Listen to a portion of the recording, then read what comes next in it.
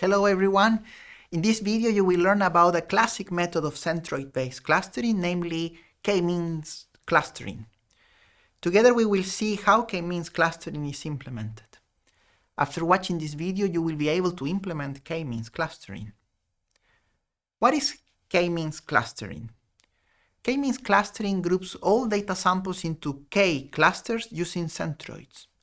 Given a set of features from n samples, xi, k-means finds k centroids set j that minimize this objective function or cost function j. The objective is to minimize the sum of total sample to centroid distances in all the clusters.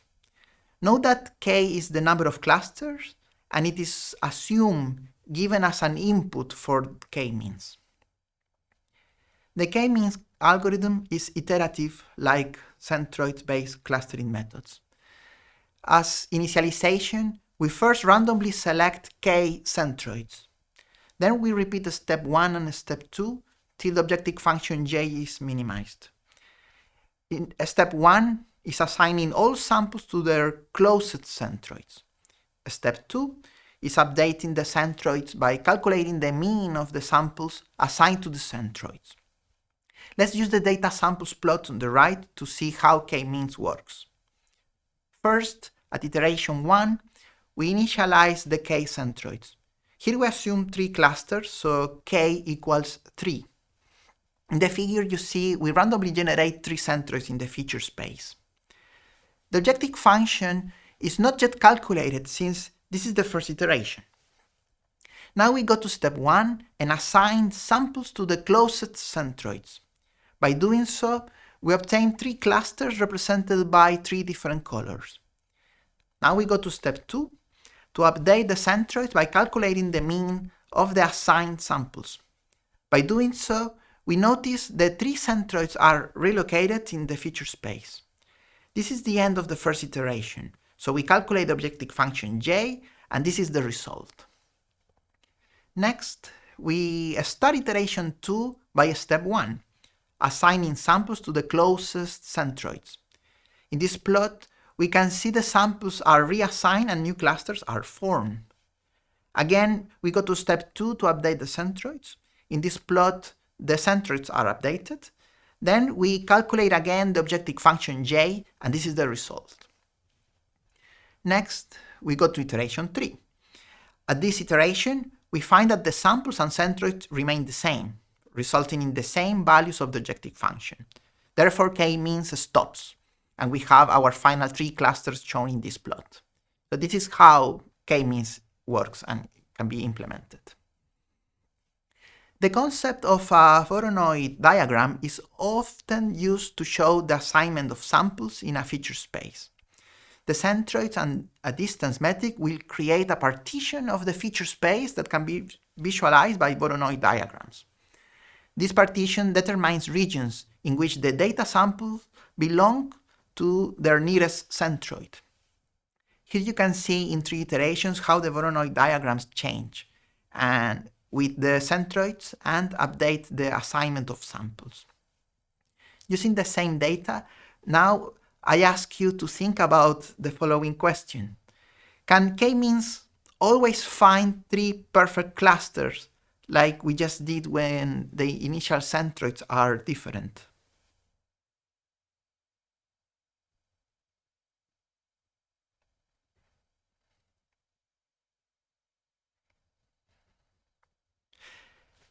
To answer this question, let's see 2 different cases of initialization. In this first case, you can see 2 initial centroids at the bottom are located too close to each other. As a result, the 2 centroids keep fighting for one group of data samples and end up sharing those samples, while the other centroids get more samples. Now let's take a look at the second case. In this case, 2 initial centroids are located too far away from the data samples. In the end, no sample is assigned to the 2 centroids, while one centroid gets all data samples. With these 2 cases, now we know the answer to the question is no. Now we can have some important comments for k-means.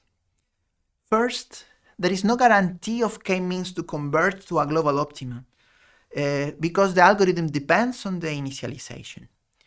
To avoid undesired clustering results like we just saw, we should pick initial centers that are far away from each other and close to the data samples. Also, the selection of k, which is the number of clusters, will greatly impact the clustering solution. For some problems, k is well defined in advance, but for most problems, k is not given, so we have to determine the optimal number of clusters for k-means. A typical method for determining the optimal number of clusters for k-means is called the elbow method or the knee method.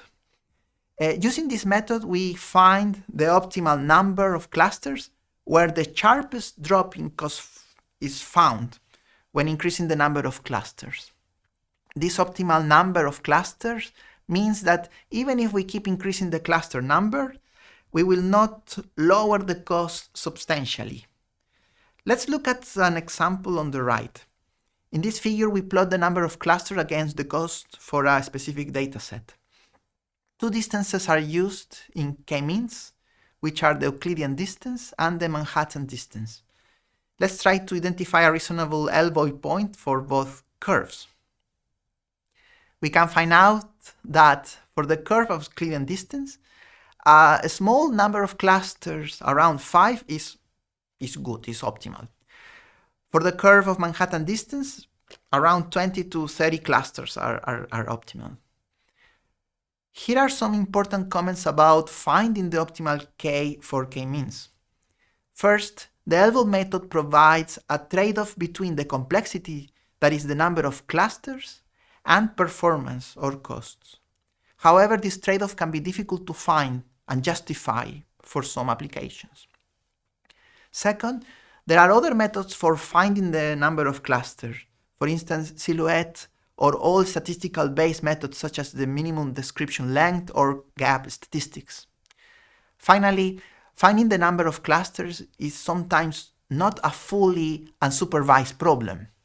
We can consider a kind of semi-supervised approach when we have a few labeled data, and this data can tell us how useful the clusters are. In this case, we might overfit the solution using the labeled data, so we have to be careful about it. In this video, we learn how the k-means clustering is implemented by iterating between the two steps: assigning samples, updating centroids. Note that k-means clustering assumes the number of clusters is given, and the initialization of centroids determines if a sort of global optimal can be found with the k-means. To find an optimal number of clusters, the elbow method can be helpful.